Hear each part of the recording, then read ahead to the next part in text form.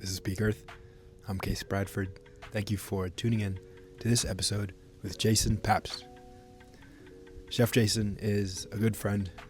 Met him years ago at the beach, Santa Monica Muscle Beach. We did a workout and then a beach cleanup, and I knew we'd hit it off and become good friends. Since then, Jason has really evolved and progressed on his creative journey and his career as a private performance chef. We discuss his journey, his health philosophies and perspectives, and how he recommends one becomes a private performance chef if that's something you'd like to do. He's worked with professional athletes and provides amazing, delicious, nutritious meals for them. We also discuss the power of nature immersion, creativity, manifestation, and more. Here I'm drinking one of Jason's products. A company that he has created, Mavi Goods, makes this ritual cacao. We discuss that in this episode as well. And if you'd like to try some of Jason's delicious cacao or any of the other superfood elixirs that are offered by Mavi Goods, there is a link down below. I recommend you check them out. Appreciate you tuning in. Thank you. If you'd like to contribute to Peak Earth, best way to do that is to subscribe to our YouTube channel. If you're watching this on YouTube, or if you're listening, please feel free to leave a 5-star review on the Apple app or the Spotify app. It really helps Peak Earth grow and reach more listeners, and it always warms my gizzards. This is great hot cacao. I'm sipping it right now outside on a beautiful summer day here in Venice, California. I hope wherever you are hearing this, take a moment to think of some things that you're grateful for. Realize how blessed you are to be in this moment. No matter what you're going through, life is full of ups and downs, trials and tribulations, and beautiful moments. And this wild ride that we're on really is such a beautiful thing, and appreciate being able to connect with you, even though you're potentially just listening this or watching this. We're still connecting in some way, and I appreciate you taking the time to check this out. So thank you for listening, and I hope you enjoy this episode with Jason Pabst. How are you? I'm good. Thank you for having me. Very excited to talk all things life, health, friendship. Great to be with you. Stoked to dive in and discuss your life and your perspective on health and your mission and what you're striving to build and create in this world. I think it's amazing. It's incredible what you've been able to do and how you approach it. I'm sure that a lot of people listening and watching will be able to learn and be helped by your perspective and your experience and wisdom. Yeah, and it's all just coming from a place of like living a life that's authentic to me and what inspires me and helps me be creative, and that's what led me to the point of where I am today. So I'm not trying to do anything more than just live a life of authenticity. How did you first learn that? A life of authenticity? Yes. I think finding passions that are true to you, and then like not being afraid to chase those passions with like whether that's fear of judgment from others, fear of failure, fear of things just not working out in your favor. And I think just like by having that trust and faith in the universe and spirit, it kind of all works out. It's going to bring people who have a similar alignment into your lifestyle to build, like, to me, what is the most important thing of community. And that's fortunately what has happened, throughout my life. How do you describe to people what you currently do? So technically, like by trade, I am a personal chef to an individual, full-time personal chef. And it's kind of interesting because I have no background in like formal culinary training. This is going to sound off topic, but this is what led me to this point. Is growing up, I was a very creative kid, and so I loved doing like DIY projects. I loved painting and drawing especially, and that was my creative outlet. And when I was like a teenager, I grew up in like a single family household. My mom obviously had the role of cooking for 3 boys. And it was just a lot on her plate, I guess physically speaking as well. And so I asked her if I could help out with the cooking. And quickly, within just like a few weeks, I was like, oh my gosh, this is definitely a new creative outlet for me. I feel like I was able to really express myself in the form of cooking. And that kind of like triumphed over then the painting, the drawing, and other things. So I quickly began just loving cooking as like a way to express myself. And so I always did it. And then I coupled that with getting really into like my health journey. My mom had cancer when I was in high school. And so she actually had to make some major life shifts, which included diet, but as well as many other things that affect your health. And so all those things kind of just like coupled into one, and it was never planned for it to be a career path for me. Like I went to Penn State and I studied sustainable agriculture, and after that I lived in Philadelphia and did urban farming. And then after a few years, someone actually reached out to me on Instagram when I started posting pictures about just like healthy food. I maybe had like 200 followers, was maybe getting 5 likes.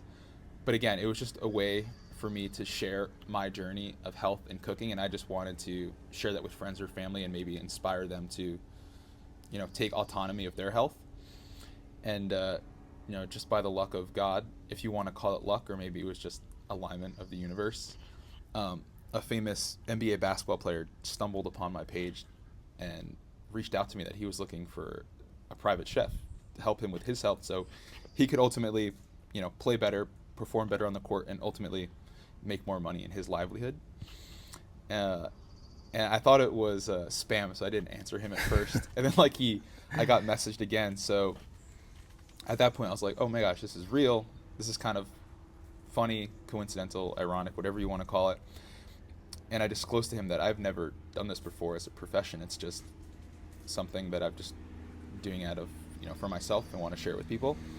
And he was understanding of that. So I flew to LA, I cooked for him, and he loved it. And so I quit my work and moved to LA. And that's kind of just like what started the career path of being a private chef, with a focus on like performance. Being a private performance chef, what's the most challenging aspect of that job? I would say the most challenging aspect, because I work in a very hands-on role, and like obviously full-time, and like now I've lived with my current boss for 2 years now. I would say you are kind of like living their life on their schedule.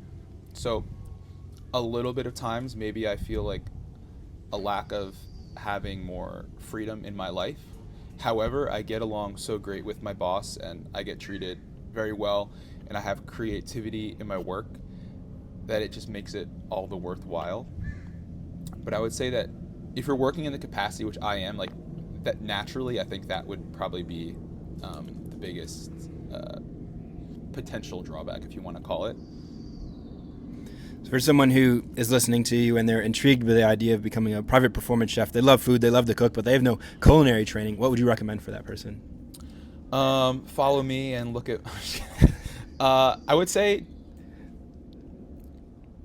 start out in the kitchen with maybe foods that resonate well with your body, and you kind of just like take it from there one step at a time. It's like maybe I'm gonna pick 1 or even 2 ingredients a week that I want to like learn how to cook and experiment with, and then from there it's like you tack on maybe 1 more ingredient like each month and proceeding forward. And like after a year or 2, you kind of like build up a larger repertoire, and then just share your journey. I would say just share it unapologetically with the world, and it's going to resonate with somebody. It may just be one person, it may be thousands, hundreds of thousands. Like I would see people's page and on social media blow up. Mine hasn't like blown up like that, but it's brought in the right people into my life, which has formed obviously the relationships that I have, which I'm beyond grateful for. So you don't need a massive social media following to be able to reach the right people to make your dreams a reality. You just need to be creating authentically. And from what I've heard through some of the other athletes that you've worked with professional baseball players, football players, basketball players, guys who are making many millions of dollars on top of their game. And it's hard to find people who understand real health, nutrition, and cooking, how to weave it all together, integrate it together, and also is like a cool person to hang out with. So like all those things together is actually pretty difficult to find. So you don't need professional culinary training. You don't need to go to chef school because they probably learn to like cook in nonstick pans with seed oils, and they don't understand sourcing and things that are kind of underground in our culture at this time, but perfectly available for anyone seeking that knowledge. Yeah, and like technically, yes, I am a chef. I get paid to cook. But I actually tend to like not even use that word all too often because I don't want to like disrespect people who have true culinary experience of like whether it's working in Michelin star chefs or going to culinary school. I've obviously learned a lot along the way from the hard work that I've put into it in this career path of like 7+ years now. But yeah, you can learn so much along the way just by experimenting yourself, YouTube, finding friends to like do these things with. And you don't need, as you mentioned previously, like you don't need a huge platform to make your dreams a reality. Like I don't have a huge platform. Like maybe across all platforms I have like 6,000, 7,000 followers, which like in today's day and age I would say is not that much. However, it has brought me the right people into my life that I'm beyond grateful for and has allowed me to experience such a beautiful life. So yeah. So you've never worked in a restaurant kitchen either? Nope. Yeah, so it's kind of interesting that people put this trust and faith in me, but like there's many things that come along with like being a private chef. It's like I think having a knowledge about nutrition is very important, and I'll preface with like I'm learning more every day, and I feel like honestly I'm also unlearning every day. I feel like there's a lot of competing views in the world of nutrition, and I feel like honestly the more that I read into it, it actually brings me more of a place of like the less I know. And I've read probably close to like 50 books on nutrition and health because obviously I do it for my work, I do it for enjoyment, I do it for improving my own health journey. And I haven't read one in probably like 8 months or so, and I'm always reading one. And I feel like it's actually helped me because it allowed me to more intuitively just listen to my body based off like signals that my body is telling me versus like I'm reading this, they say that this is the truth, so like, oh, this has to be the right way to do things. So it's allowed me to more tap into my own intuition, which I feel like everybody should be doing because I feel like there's a law of like bio-individuality where everyone's bodies are different and what might work for you might not work for me. So yeah, just listening to your intuition.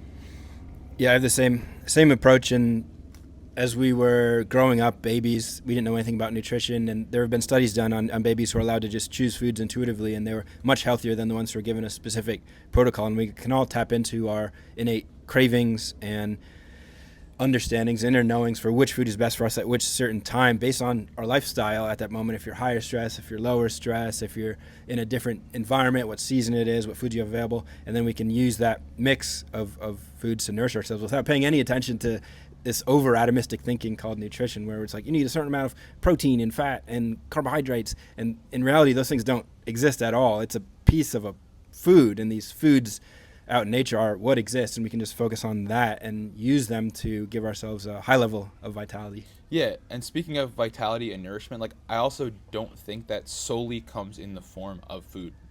There's many other ways in addition to food that we nourish our bodies. We nourish our bodies through adequate sunlight, which I know me and you are both extremely fond of, grounding and earthing, obviously exercise. I think for the both of us, that comes in alignment like with the earth as opposed to being in a gym. Community and the relationships of people, having I think a relationship with like spirit, universe, God, whatever it is that you want to call it, and like practicing gratitude and mindfulness. Those are all forms of nourishment that I think affect our health greatly in addition to food. 100%. Those are all going to calibrate your state of being, to be in a place where you're able to best use the food that you eat, especially saying a prayer before the meal, being lower stress from everything you just mentioned is a way to bring yourself into greater alignment with nature and then better able to digest and assimilate the food that we consume. Yeah.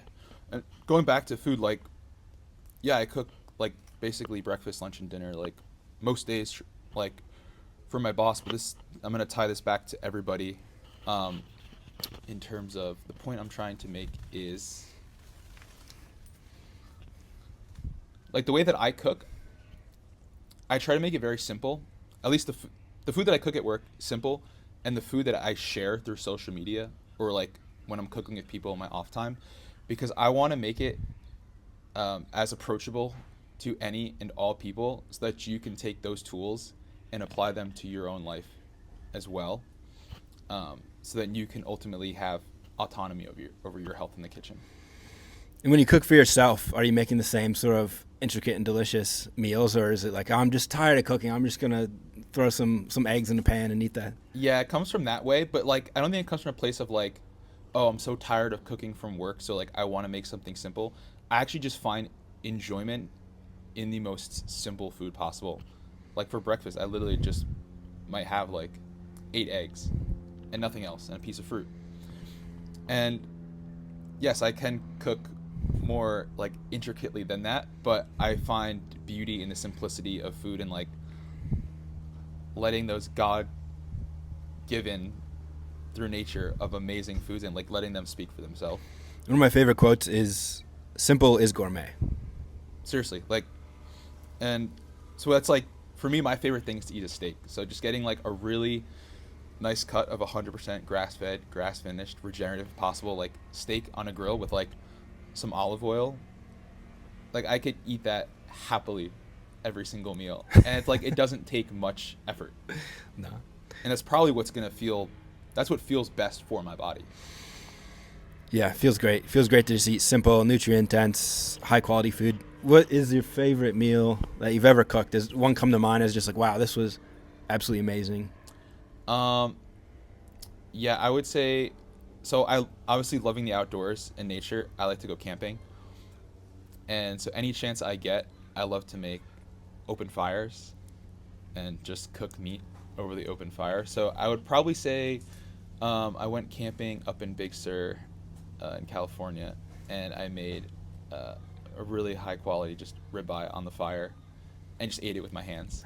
And like that moment just felt so like primitive and so right and so nourishing, with like the sunset glistening down, and it was just, so I would say something like that. Eating outside cooking over an open fire is so great, and so few people get a chance to do that, but it's accessible. Anyone could do that, just start a fire. How would you recommend someone actually, if they were interested in do that, how do you go about it? I would say it's going to be dependent upon where you live. I would say finding a safe place, most important. Like obviously here in California, it's a bit harder to find a safe place because of all the seasonal fires that happen. But just getting some wood, learning how to make a fire. I mean, maybe it's not as easy as it is for me because I grew up doing that since I was a kid, of always being no shoes on, feet in the dirt, doing that kind of hunting, that kind of lifestyle. So I don't want to like say this is the right way to do it. What about the grill part, like the top of the fire? How do you get that set up? Well, you need obviously a medium to cook over a fire, which I prefer, obviously, like a slotted grill. And you probably want to have a few inches from under the fire, and you want to let the fire burn out a little bit, so it's just like really hot coals and not too much open flame. You want to hold your hand over it for if you can hold it for like longer than 3 seconds, it's not hot enough, a few inches over the fire. That should get it to a really hot, probably like 400 or 500 degrees. And then, find yourself a nice cut of meat, put some really high quality, unrefined salt on it. And obviously, depending on the cut, it's just going to be a few minutes per side. And then let it rest 5 or 10 minutes after cooking, and slice it up and enjoy it with your hands. Do not use utensils. Eating with your hands is amazing.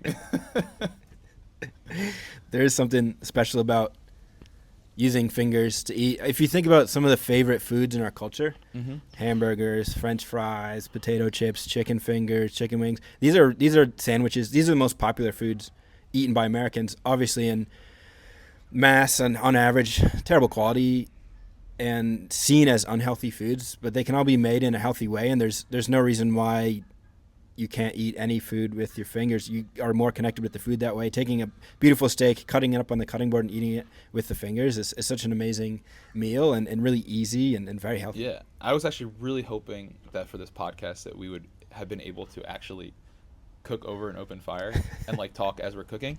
Maybe it'll allow for another time for us to do that. But yeah, that's what brings me the most, I think, happiness in life, and sharing that experience with friends. It is beautiful. It is beautiful.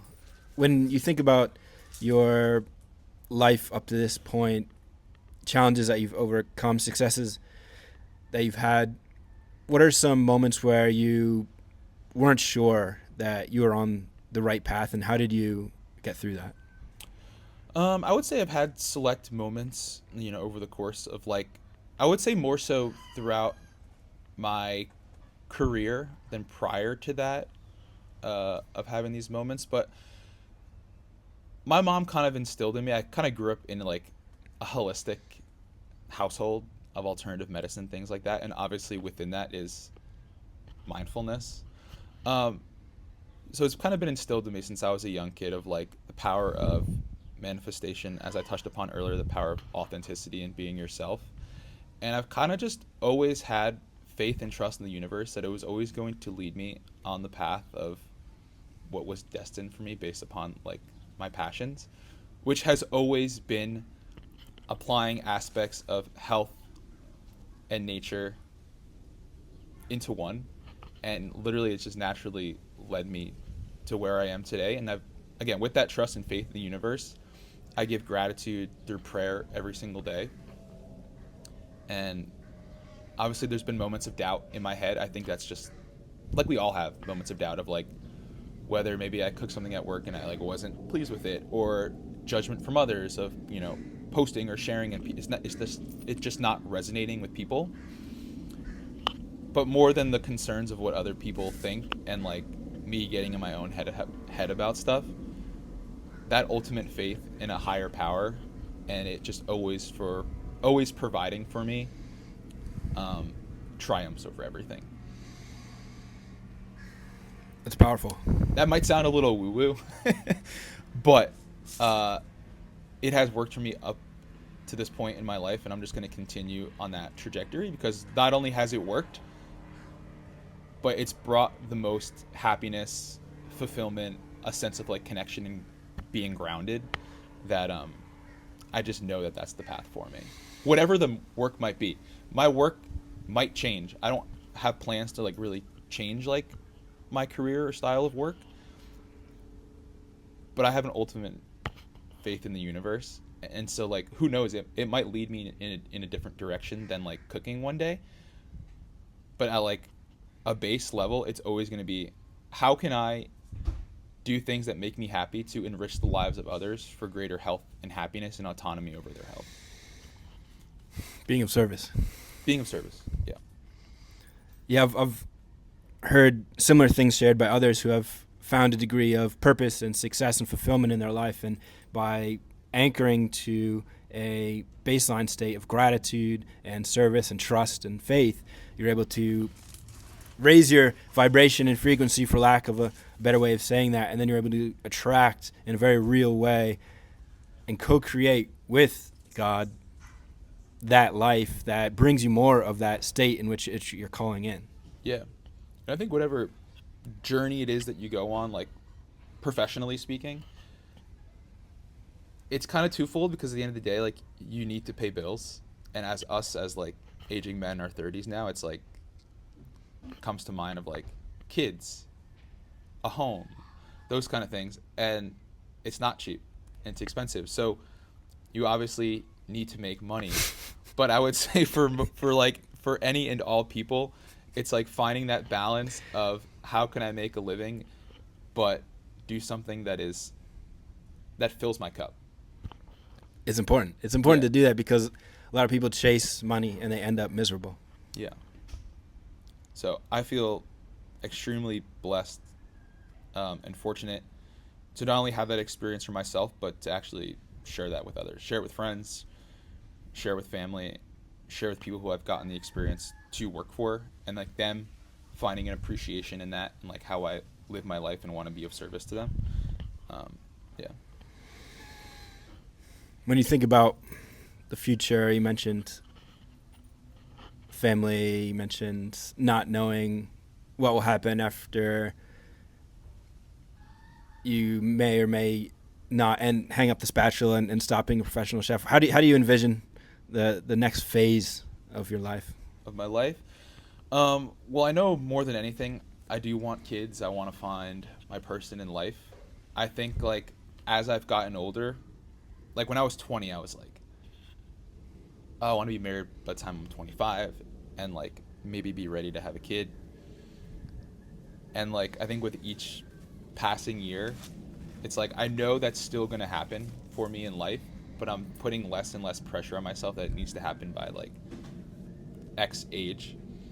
And it's just like with every year that maybe I don't have that, I'm still improving my life in some other capacity. It's like maybe I'm gaining more finances or just developing my skill sets or growing through my own inner traumas that we all have so that I'll be better prepared for when that experience does happen of having a family and kids, that I can be of greater service and a better provider to them. So that's just kind of how I view it. So you're focused on the internal game and letting the external game unfold as it does? Yeah. Have you spent any time in other countries or other places where you're able to learn and integrate different ways of being? Oh, 100%. So with a degree in sustainable agriculture, I was always had an interest in like local food systems. And so after I graduated, this was actually probably one of the hardest, but single-handedly the best decision that I made in my life up to this point. Was after graduating from college, I didn't want to get on the hamster wheel of just working, and especially a 9 to 5. I decided to take a gap year to travel across the world, and I did a program called WWOOFING, which is spelled WWOOF, and it's called Worldwide Opportunities on Organic Farms. And essentially what I did was I traveled to Europe and stayed in Portugal for a month. Then I went to Italy for 3 months, and then I went to Costa Rica for 3 months, and I volunteered on organic or biodynamic farms, actually, where it was a cultural exchange between me and the people who own these properties or homesteads. And I didn't make any money, but you stay there for free and you trade it. It's in exchange for work. But that just like really opened my eyes up to the world of like community health. I think choosing my own path as opposed to like this predetermined path of like college, work, family, white picket fence, dog, and then maybe being tied down to things that like never living your own truth.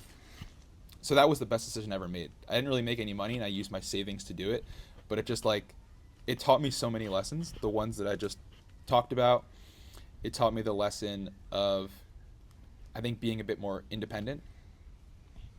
Taught me more about like just nutrition, food, and having a trust in the universe that like this is a hard decision now, but ultimately it's going to pay off and help me grow as a person and ultimately allow me to be the happiest version of myself.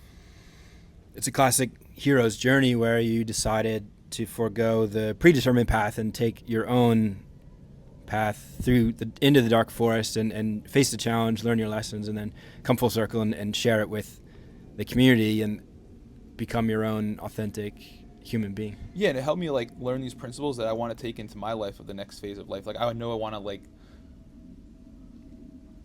where I end up like living in terms of like an actual GPS location, I don't know, because life can take you on many twists and turns, as you know.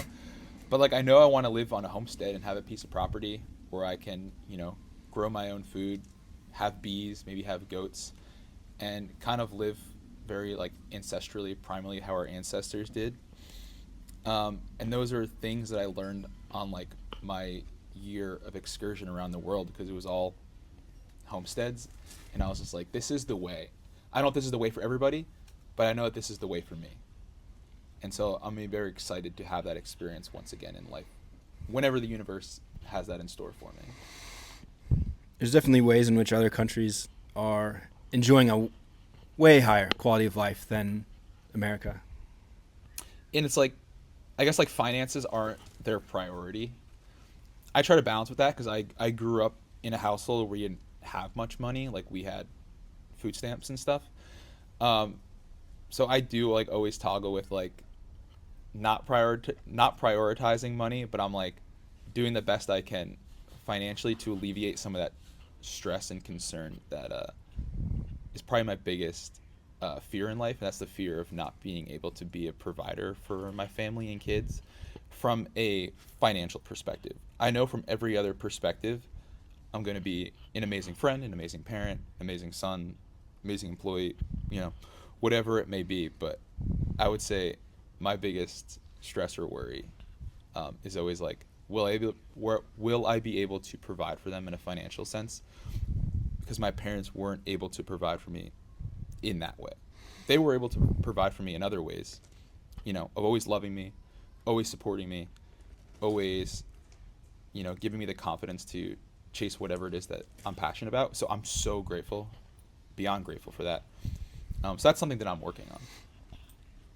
Why do you believe, or why do you perceive that your faith in God leading you down the right path doesn't extend to financial providence or the ability to provide financially? But I don't know. It's a thought, like it's just like, or a worry that I just can't shake. Like the universe has provided for me in a financial sense, up to this point in time, and I'm sure that it always will because it has in every single like facet of life.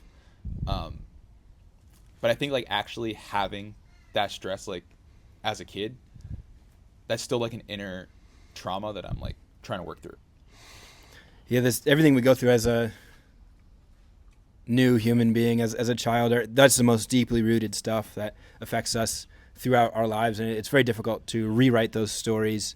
It takes a lot of commitment, dedication, and effort, and for a lot of us, we just don't have those resources to be able to do that. Like it's almost impossible. That we're almost hard-coded in some really specific ways in our childhood, and some people are able to rewrite those stories, and other people just let them dictate their lives completely. But it seems like you've been able to largely rewrite that story to the point where you're free and liberated from the traumas that you had growing up. Yeah, and I would say like I've taken some L's throughout my life, like we all have.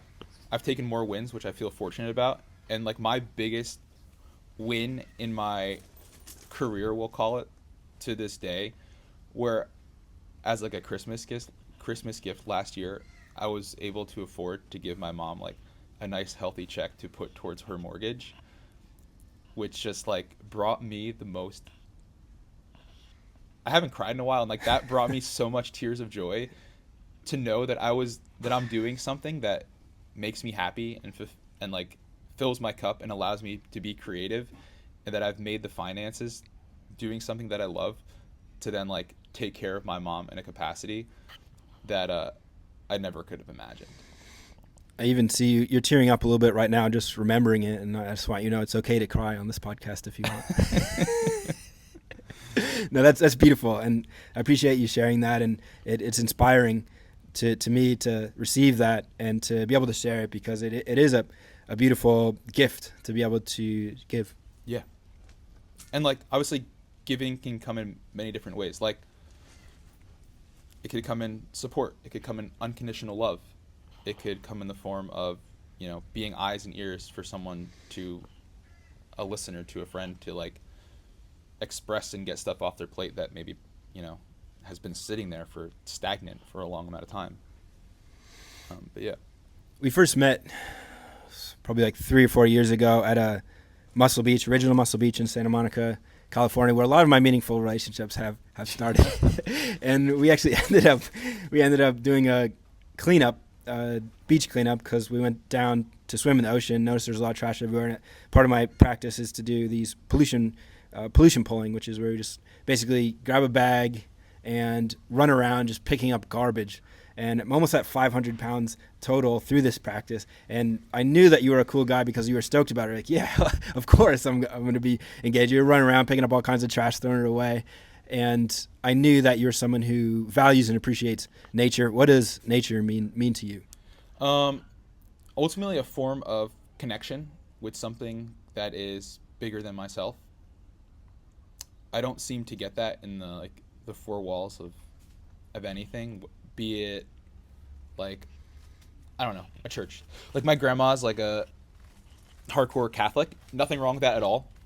And she's always like pushing me. She's like, Jason, come to church with me, or you should be going to church.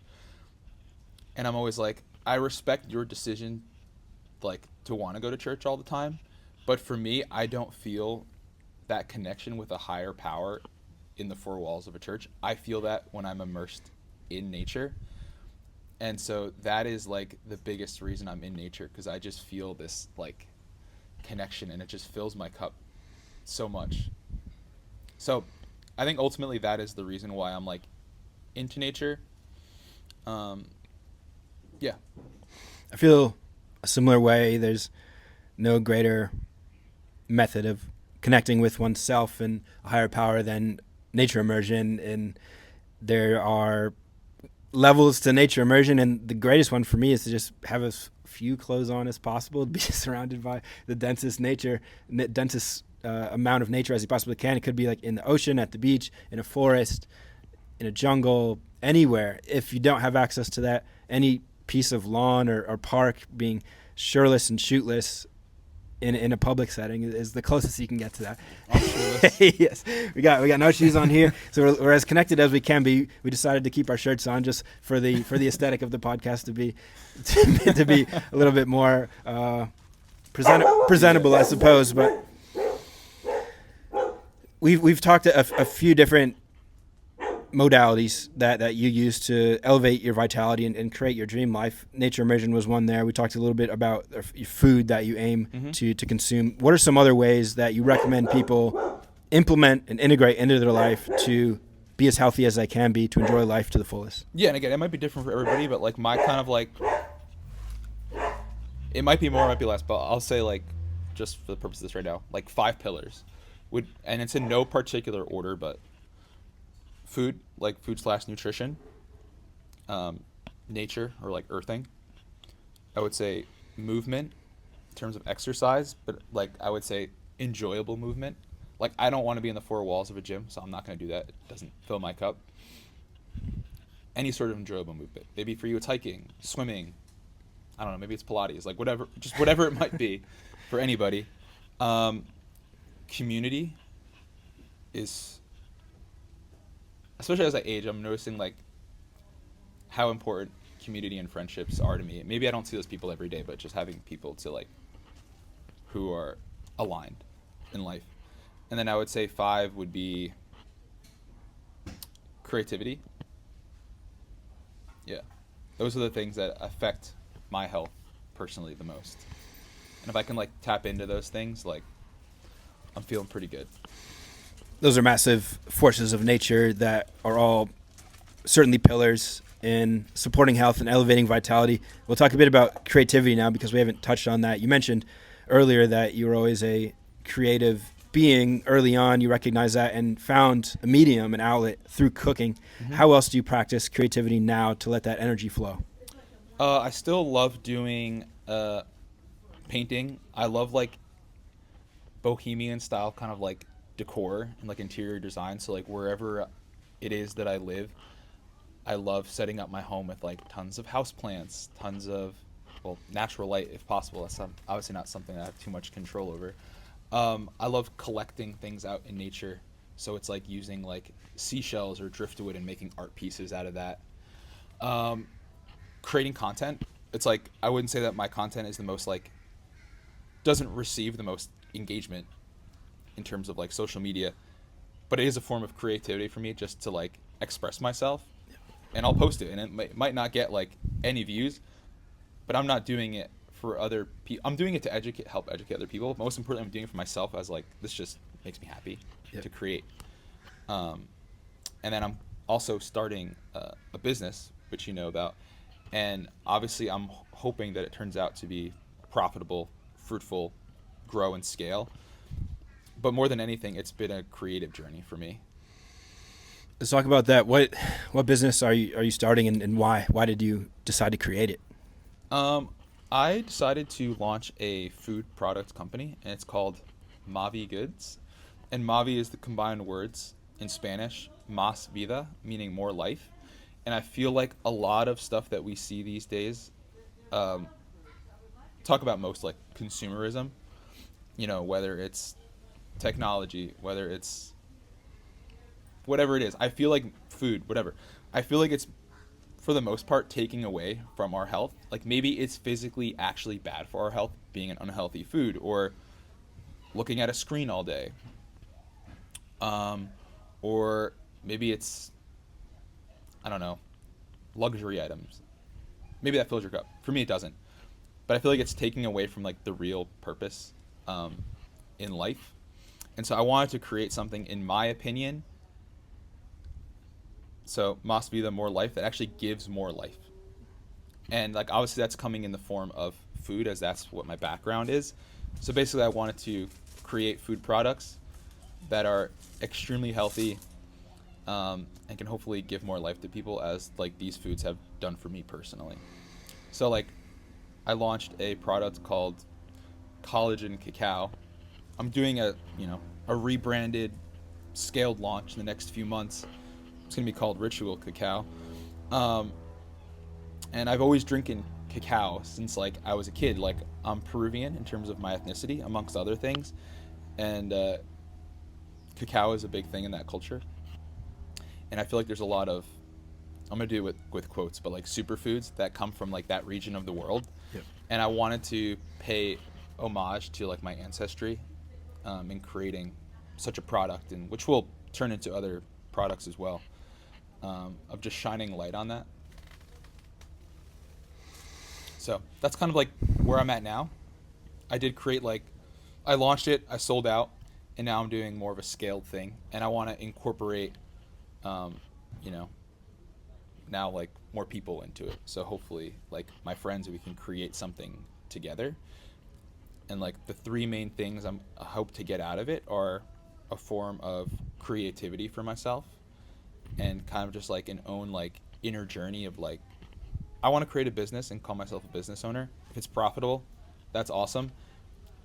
But it's just like a mental thing that I want to do, and I'm going to be very proud of for myself of that journey. And a second thing of it is I want to create products and services that bring meaning and value to people's lives in a greater sense. And then obviously with it, hopefully manifesting that it's profitable, is just having more streams of revenue in my life in an honorable way. Creating a business can be a powerful way, a vehicle to change the world. Yeah. And I personally believe that like these products will do so, because I feel the benefits that they've had in my life, and people that I've gotten to work with, and friends that I've gotten to share products with.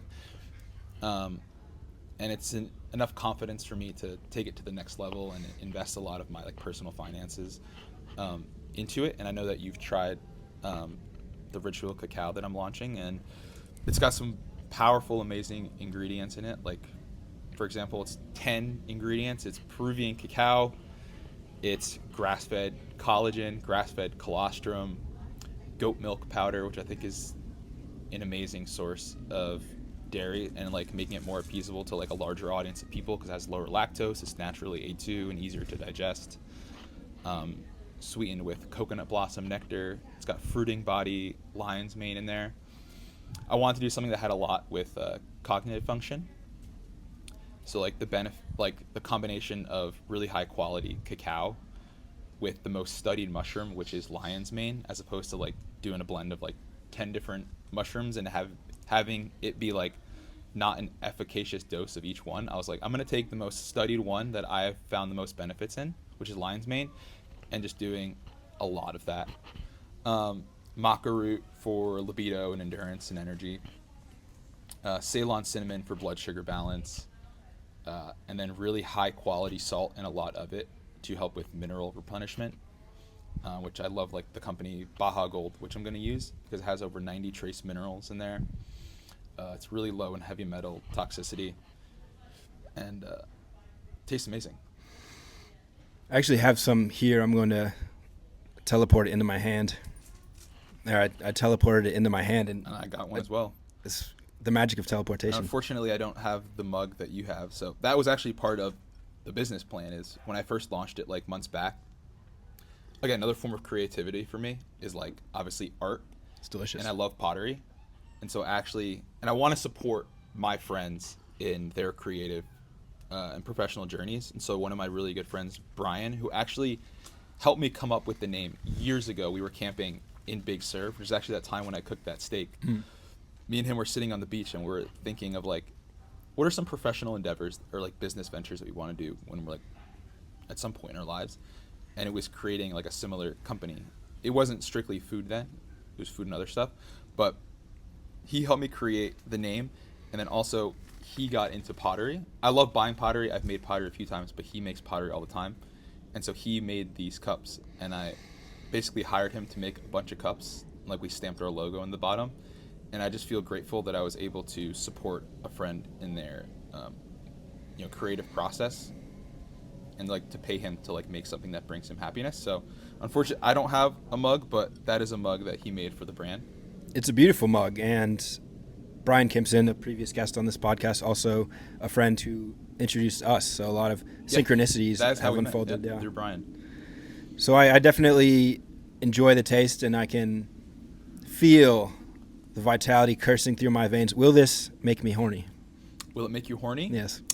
It definitely should. And if it doesn't, you might have some other stuff to think about. That's very important. I think the combination with the maca for libido and then a lot of cacao in there that actually helps open up your blood vessels, similar to like beetroot, should help you be a bit hornier. That's important. It's very important. Yeah, very important. Tell me about cacao. Okay, so I've never been the biggest coffee drinker. I've always felt a sense of like jitteriness or just not wanting to be reliant upon it for a form of like, for me to get going with my day or like crush my goals. And obviously being Peruvian, we always drank cacao growing up. So it was always my form of, we'll call it caffeine. Like there's caffeine in it, negligible compared to say something like coffee. It obviously tastes amazing. It's great for brain function, it's great for your heart, theobromine in it. It's rich in antioxidants and flavonols. And most importantly, it just tastes damn delicious. So I wanted to create a product with the base of it being cacao. And like now I've actually started to incorporate coffee a little bit into my diet. I would say like as smartly as I could. I don't think coffee's bad. I think coffee's actually like great for you. Rich in antioxidants, great source of, focus and energy. And so like I actually have a little bit of coffee mixed in with the collagen and cacao in here. And it's actually like a great combo. And like if I have coffee, it tastes like a mocha. Yep. And if I do like incorporate a little bit of coffee now into it, I like to add things to, I think, like mitigate some of the stigma behind it of what could be negative about it. So like I like to add a lot of salt if I'm going to add coffee because it's diuretic and it could, maybe you lose some minerals because like you constantly just start like peeing out all your minerals. Yeah. So just like little practices like that. So when I created this product, at that point I wasn't drinking coffee, but I never wanted to call it a coffee alternative similar to like what other companies do, like Mud Water. I just wanted to have it as its own thing, and you could have it as a coffee alternative, but you can even have it as a coffee additive. Yes, I enjoy adding cacao to my coffee because the cacao is a stimulant. It affects us differently from coffee. The theobromine is much more heart-opening. I feel in a more embodied and uplifting way as opposed to caffeine, which is very cognitive, very heavy, very focusing. The cacao is a little bit more open and a creative state comes from consuming cacao. In my experience, that's the way that it plays out for me, and I definitely enjoy it in the afternoon. I tend to have coffee early on, and then I'll stop because I don't want it to affect my sleep. And then for an afternoon beverage or even in the evening, something like a nice hot chocolate or a warm cacao is optimal. Yeah, and like in a serving of the product that I'm launching, there's around 30 to 40 milligrams of caffeine in it, and like I think a cup of coffee is usually around 100. So much less so I can drink it in the afternoon and not have to worry about some of the adverse health effects of being too stimulated in the evening. I was in the sauna yesterday and colostrum came up for whatever reason, and this girl next to me didn't know what it was. A lot of people don't know what colostrum is, and I started explaining it, but I'd like to hear you explain what colostrum is and why you've included it in your ritual cacao. Yeah, so colostrum is like the first mother's milk of, obviously I'm using from a cow. They call it like nature's first fuel. Usually that's what people like say about it. Has a lot of growth factors in it, has lactoferrin in it. It's great. It's very supportive in healing your gut lining. Those are the main reasons I've used it. I've also included it in it because there's a growing market for it now. It's becoming very popular. So like I obviously need to take into consideration of like what people are going to be interested in. And because of the colostrum market blowing up, I was like, there's no way I'm not going to put colostrum in it for that reason, in addition to my belief in colostrum itself. The only concern I had with colostrum in this product is like most people are going to tend to drink it as a hot beverage. And supposedly some of its benefits could be destroyed with it being under the pressure of like boiling water for a long time. However, I don't have any concern because I don't think it's going to be, you're not like boiling it into water for like minutes at a time, and you can enjoy it in a room temperature or even a cold capacity. Like you could add this mix to literally a smoothie. You can add it to raw milk and blend it cold and make like the most delicious, nutritious chocolate milk.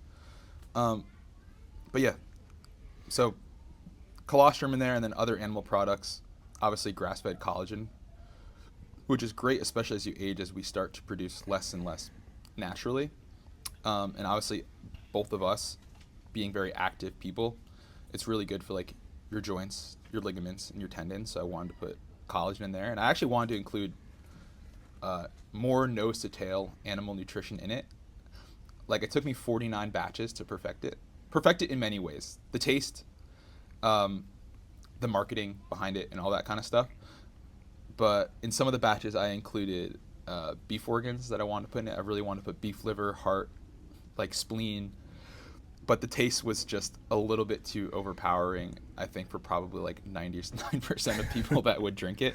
So it ended up with just collagen and colostrum. And then obviously there's goat milk in it as the creamer. It's a great blend, and colostrum has also been researched and demonstrated to boost testosterone, so much so that the NCAA that doesn't might actually allow help it. with your horniness. My horniness doesn't need much more help, but when I drink these, I'm insatiable. I've been drinking these every day for the past year, and I'll leave it at that. I feel like there's a lot of virility going on Very high, between me and my friends that are all drinking this, and hopefully a lot of the testimonials that we have when we scale will be focused on libido and virility. Well, we joke, but it's a massive issue and problem that many men face in today's world. And it can be tied back to a lot of the stuff that we were talking about. Yes, the low testosterone is downstream of a low vitality lifestyle, and we've gone through a variety of ways in which to elevate vitality, from eating real food to spending more time in nature to living your purpose and surrounding yourself with community and prayer, gratitude, consuming delicious superfood cacao elixirs like what you've created with Mavi. And this journey that you're on and the mission that you're focused on and everything that you're sharing is life-changing stuff. I know I used to be a victim of the American culture, in which I was taking the ideas that were fed to me and I was suffering as a result. And that's what's been driving me to share a better way, a different way, a higher vitality lifestyle. And I always appreciate connecting with other people who are on the same journey, the same mission, because it's really enriching and enlivening and brings me great joy in my heart, body, mind, and soul. So I've been incredibly grateful to have connected with you and shared our journey together and become friends, and to be on this journey with you and share this conversation has been awesome, and I really appreciate you. Yeah, and I think I appreciate you probably more than I expressed to you. I think, me and you talk on a daily basis, whether it's through like a phone call or through text or seeing each other in person. I think I've actually just texted you 2 days ago randomly out of nowhere one morning to another person in our group chat, Alex, and I was just like, I fucking love you guys, with like a heart emoji. And I was just like, I just appreciate our friendship. Like, it feels so good to be in a space where we can all be ourselves. We all support each other. And obviously it helps that we're in alignment in how we, choose to live our lives. And I'm just like, I'm beyond grateful for that. And I think it's just the start of, a blossoming kind of like just dynamic that we have going forward in life. And who knows, if you're lucky and you play your cards right, you might even be the godparent to one of my children. Yeah. Very based. I appreciate that, and looking forward to the beautiful, flourishing future that we're able to create together, and through collaboration and conversation, and the way that it has unfolded over the past few years has been amazing for both of us, and I'm excited to see how it goes. I think there's a lot of pessimism out in the world, but anytime I connect with someone who's struggling and striving to be a part of creating a cooler world, it's always invigorating and exciting. So I cheers to you for that. And we could cheers to that. And it's kind of funny. This is off topic, but I know we're about to close up the podcast, but the sunlight just naturally has gravitated itself towards shining mostly on me, but it's starting to come on you. Like, that's what the sun is, so healing. And so obviously you can tell it's coming on me, and I feel great. Felt great before, feel even greater now. And yeah. Beautiful. Jason Pabst, thank you. Thank you so much for letting me be on the podcast. I'm hoping that we get to do another episode where we're cooking out in nature over an open fire, and sharing that as well. We will make that happen, 100%.